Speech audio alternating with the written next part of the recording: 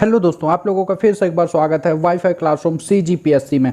आज हम लोग देखने जा रहे हैं जो लोकगीत है छत्तीसगढ़ का, जो कि देश विदेश हर जगह पे इस ख्याति प्राप्त है। वो क्या नाम है उस गीत का? पंडवानी। ये पंडवानी जो है, ये पंडवानी बहुत ही ज़्यादा इम्पॉर्टेंट इसलिए रहता है एग्ज़ाम के पॉइंट ऑफ व्यू से, क्योंकि ये छत्तीसगढ़ का जो लोकगीत है और साथ ही साथ ये पूरे दुनिया में ख्याति प्राप्त है। बहुत सारे पुरस्कार भी मिल चुके हैं इनके जो गायक हैं या फिर जो इनको शैली को के द्वारा गायन करते हैं, उन लोगों को इसके द्वारा मिल चुका। और ये जो पंडवानी है, इसके बारे में हम लोग जान लेते हैं कि ये पंडवानी है क्या। तो ये पंडवानी मतलब पांडव वाणी, एक तरीके से आप समझेंगे पांडव वाणी। तो ये जो 5 पांडव थे, इससे संबंधित ये वाले पोर्शन में पूरा बताया जाता है। पांडवानी में उन लोगों की कथा से रिलेटेड हर चीज़ों को बताया जाता है। तो ये क्या है कि जो महाभारत कथा है, उसका छत्तीसगढ़ लोक रूप जो है, उसी को कहा जाता है पंडवानी। ध्यान दीजिएगा कि ये महाभारत कथा से जुड़ा हुआ है, इसलिए इसे कहा जाता है पंडवानी। और इसके अगर हम लोग बात करें रचयिता की, तो इनके जो रचयिता थे वो सबल सिंह चौहान द्वारा रचित ये श्री महाभारत कथा है, जो कि एक महाभारत कथा का छत्तीसगढ़ी लोक रूप है, जिसे पंडवानी कहते हैं। और जो ये आपको बगल में फोटो दिख रहा होगा जिनका, वो है झाड़ू राम देवांगन। ये झाड़ू राम देवांगन जी को कहा जाता है पंडवानी के पितामह। ये एक रूप से देखा जाए तो इसमें गीतकार गीत रूप में भी मतलब इसको लेकर आए पंडवानी को। ये जो महाभारत कथा थी उसको गीत रूप में लेके आए, इसलिए इन्हें पंडवानी के पितामह के रूप में भी जानते हैं। इनके बाद से जो सीरीज चला उसमें बहुत सारे ऐसे गायक आए जो ख्याति प्राप्त हैं। उन लोगों को आप भी जानते हैं, जैसे तीजन बाई या फिर देखा जाए तो रितु वर्मा। ये सब जो थे, ये सब लोग बहुत ज़्यादा ख्याति प्राप्त हैं देश विदेश में। तो उसके आगे हम लोग देखते हैं, तो ये जो पंडवानी है, ये खासकर ये पांडव में जो भीम थे, ये मुख्य नायक के रूप में पांडवानी में इन्हें मुख्य नायक के रूप में दर्शाया जाता है। अपनी कहानियों के माध्यम से, दोहों के माध्यम से चित्रित किया जाता है, लोगों को दिखाया जाता है, वो कथा बताई जाती है। तो हम देखेंगे आगे कि पंडवानी में क्या क्या चीज़ें होती हैं। तो मुख्य नायक तो देख लिया हमने भीम, और जो मुख्य नायिका हैं वो है द्रौपदी। ये द्रौपदी जो है 5 पांडव की जो पत्नी थी द्रौपदी, वो मुख्य नायिका हैं। और जो भीम थे, कहानियों में बताया गया है कि इनके पास बहुत ज़्यादा ताकत थी, वही भीम यहाँ मुख्य नायक के रूप में है, और साथ में द्रौपदी जो हैं वो मुख्य नायिका हैं। और ये जो गायन होता है पंडवानी, ये आपको दिख रहा होगा सामने जो दिख रही है महिला, यही है तीजन बाई। ये छत्तीसगढ़ की बहुत बड़ी कलाकार है तीजन बाई। तो ये जब गाती हैं तो इनके सहयोगी के रूप में, देखिए आपको पीछे दिख रहे होंगे, वो उनके सहयोगी हैं। तो इसमें क्या होता है कि मुख्य तो ये गायक हैं इसमें, और दूसरा अगर देखा जाए तो ये देखिए रागी, जो कि माइक में राग बनाते रहता है, वो गाती हैं। पीछे से हुकार भरना या रागी जिसे कहा जाता है, बार बार हर चीज़ों में हुकार भर के बताते हैं, तो वो सब चीज़ों को क्या कहा जाता है? रागी। और साथ में अगर हम लोग देखेंगे तो बहुत सारे वाद्य यंत्र का इसमें यूज भी होता है। लेकिन अगर खास तरीके से हम लोग बात करें कि इसमें कौन से जो वाद्य यंत्र हैं वो सबसे ज़्यादा प्रमुख हैं, तो वो हैं, एक है करताल। ये जो आपके सामने दिख रहा है, ये है करताल। ये देखिए, ये यहाँ बजा रहे हैं साइड में बैठ के, वो है करताल। और जो तीजन बाई अपने हाथ में यहाँ पकड़ी हुई हैं, ध्यान दीजिएगा, ये जो हाथ में पकड़ी हुई हैं, और इसी का यहाँ बड़ा रूप देखिए, ये जो हाथ में पकड़ी हुई हैं उसे क्या कहा जाता है? तंबूरा। तो जो इसमें मुख्य प्रमुख जो वाद्य यंत्र बोलें तो एक हो गया तंबूरा और दूसरा हो गया करताल। ये दोनों के द्वारा इस जो गायन है उसको पूरा किया जाता है। और साथ ही साथ अगर हम लोग इसके आगे देखते हैं तो जो पंडवानी शैली है, 2 तरह की शैली आती है। एक शैली होती है वेदमती शैली और एक होती है कापालिक शैली।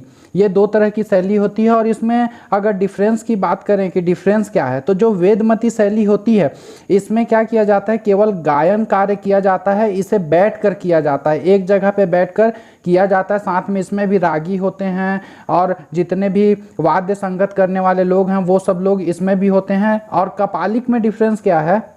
इसमें गायन के साथ नृत्य दोनों इसमें किया जाता है कपालिक शैली में। और यह कपालिक शैली खड़े होकर किया जाता है, जिसमें तीजन बाई का नाम सबसे मुख्य है इसमें। लेकिन झाड़ू राम देवांगन जो है वो वेदमती शैली के थे, और झाड़ू राम देवांगन और अपने नाना के थ्रू सीखी थी तीजन बाई, जो कि पहली महिला थी जो कपालिक शैली में पांडवानी का गायन करती थी।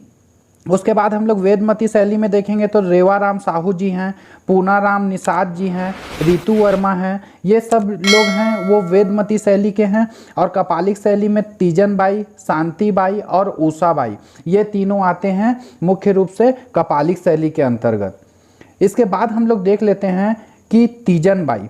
तीजन बाई के बारे में हम लोग पढ़ लेते हैं, क्योंकि इसके बारे में बहुत सारे जगह पे पूछे भी जा सकते हैं। एग्जाम पॉइंट ऑफ व्यू से बहुत ही ज़्यादा इंपॉर्टेंट रहता है छत्तीसगढ़ का। तो ये जो तीजन बाई हैं, उनका जो जन्म की अगर बात करें तो 24 अप्रैल 1956 को 24 अप्रैल 1956 को इनका जन्म हुआ था। और कहाँ हुआ था? तो छत्तीसगढ़ का जो ग्राम गनियारी है, जिला दुर्ग में पड़ता है, वहीं इनका जन्म हुआ था। और ये क्या है कि अपने नाना से और लोगों से धीरे धीरे सीखते सीखते ये क्या है कि इस शैली को सीखी, और आज पांडवानी में इतना महारत हासिल कर ली है कि पांडवानी का नाम आते ही सबसे पहले तीजन बाई का ही नाम आता है। इसमें इन्हें बहुत सारे पुरस्कार भी मिले। बिलासपुर विश्वविद्यालय से अगर देखा जाए तो वहाँ से भी डिलीट की मानद उपाधि मिली है। कई कला क्षेत्र में देखा जाए तो बहुत सारे उपलब्धि हैं इनके नाम पे। और साथ ही साथ ये देश विदेशों बहुत सारे जगहों पे ये अपना कार्यक्रम कर चुकी हैं। बहुत सारे मतलब ये जो होता है पांडवानी, इसको करने के लिए किसी विशेष अवसर की या विशेष अनुष्ठान की जरूरत नहीं होती है। ये कभी भी किसी भी उत्सव में पांडवानी का कार्यक्रम किया जाता है, जिसमें कि भीम और द्रौपदी से रिलेटेड हर चीज़ों, मतलब एक तरीके से बोलिए कि महाभारत के जो पात्र हैं भीम और द्रौपदी, वो दोनों से रिलेटेड इसमें कहानियाँ बताई जाती है। और उसके बाद अगर हम लोग देखते हैं तो जो पांडवानी शैली की गायिका हैं तीजन बाई, कपालिक शैली जिसको बोला जाता है, तो इन्हें बहुत सारे पुरस्कार से भी सम्मानित किया गया है। तो अगर हम लोग बात करें तो ये है पद्मश्री। ये पद्मश्री इन्हें मिला है 1988 में, 1988 में इन्हें मिला है पद्मश्री। उसके बाद अगर हम लोग पद्म भूषण की बात करें तो 2003 में इन्हें मिला है पद्म भूषण। और उसके बाद हम लोग बात करते हैं पद्म विभूषण की, तो पद्म विभूषण इन्हें कब मिला है? तो 2019 में, अभी 2 साल पहले ही इन्हें पद्म विभूषण से सम्मानित किया गया है। तो ये तीनों को आप याद रखिएगा कि इन्हें पद्मश्री, पद्म भूषण और पद्म विभूषण भी मिल चुके हैं। और साथ में एक चीज़ और याद रखिएगा कि ये जो पांडवानी की कपालिक शैली की पहली महिला कलाकार हैं वो हैं तीजन बाई, जो कि गायन के साथ नृत्य भी करते हैं इस शैली में। और साथ में अगर हम इनके और उपलब्धि की बात करें तो जैसे मैं बता रहा था अभी कि बिलासपुर विश्वविद्यालय द्वारा डिलीट की मानद उपाधि से भी इन्हें सम्मानित किया है। साथ में भारत सरकार द्वारा और भी बहुत सारे उसमें सम्मानित किए गए हैं। तो उसी में एक है 1995 में इन्हें मिला था संगीत नाटक अकादमी पुरस्कार। और साथ ही साथ 2007 में इन्हें मिला है नृत्य शिरोमणि से इन्हें सम्मानित किया गया है। तो ये बहुत ही विख्यात और ख्याति प्राप्त महिला हैं। तो इसमें आप लोग ध्यान दीजिएगा कि अगर कई बार पुरस्कारों से संबंधित भी पूछा जाता है तो पुरस्कार इन्हें कौन सा मिला है? लास्ट पद्म विभूषण तक मिला है, क्योंकि सबसे छोटा पद्मश्री, फिर पद्म भूषण और फिर उसके बाद आता है पद्म विभूषण। और साथ ही साथ अगर हम लोग बात करें इनके आवास स्थान की, तो वो आप लोग ध्यान दीजिएगा कि जो तीजन बाई का आवास स्थान है कहाँ है? दुर्ग जिले में। दुर्ग जिले के भिलाई के एक ग्राम गनियारी में इनका आवास स्थान है छत्तीसगढ़ में। तो ये एग्ज़ाम में पूछ सकते हैं, तो ये दोनों चीज़ों को आप याद रखिएगा। इसी तरीके से पांडवानी टॉपिक ख़त्म होता है। अगर आप लोगों को वीडियो अच्छा लगा हो तो लाइक करते जाइएगा, और जो भी इस चैनल में नया है वो कृपया करके सब्सक्राइब कर दीजिए। मिलते हैं नए वीडियो के साथ। धन्यवाद दोस्तों।